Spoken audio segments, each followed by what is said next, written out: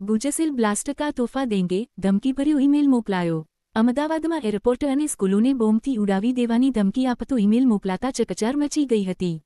25 March 2026ના રોજ ગુજસીલ એરપોર્ટને મળેલા ધમકીભર્યા email બાદ અમદાવાદ સાયબર ક્રાઇમે ગુનો નોંધી તપાસ શરૂ કરી હતી। ઈમેલમાં ગુજસીલ બ્લાસ્ટ કા તોહફા દેંગે और स्कूल में બોમ્બ બ્લાસ્ટ करेंगे જેવા શબ્દો લખવામાં આવ્યા હતા। સાથે જ અગાઉ પકડાયેલા આરોપી સૌરભ વિશ્વાસને છોડવાની પણ માંગ કરવામાં આવી હતી।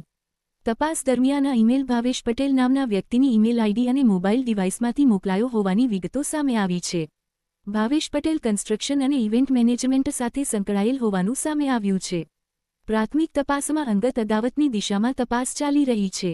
જો કે ઈમેલ આરોપીએ જાતે કર્યો હતો કે અન્ય કોઈએ તેના ડિવાઇસનો ઉપયોગ કર્યો હતો તે મુદ્દે સાયબર ક્રાઇમ વધુ તપાસ કરી રહી છે। गुजसेल ब्लास्ट तोहफा देंगे और बॉम्ब ब्लास्ट स्कूल में करेंगे धमकी वाળો ईमेल જે પકડાયો હતો સૌરભ વિશ્વાસ એનું પણ ઉલ્લેખ છે કે એ મેરે ભાઈ સૌરભ વિશ્વાસ को रिहा करो।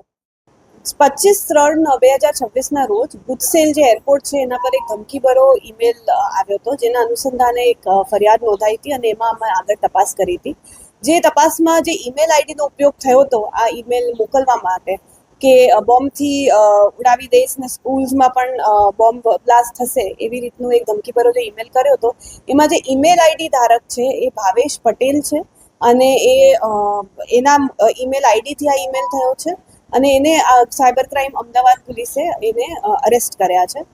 આ ઈમેલ આઈડી પોતાનો જ હતો ભાવેશ 4518 કરીને જીમેલનું અકાઉન્ટ હતું અને એ સાથે એના મોબાઈલ ફોન ડિવાઇસમાંથી પણ આપણને આ ઈમેલ મળ્યા છે જે રિસાયકલ બિનમાં હતું જેના અનુસંધાને અમે એની ધરપકડ કરી છે।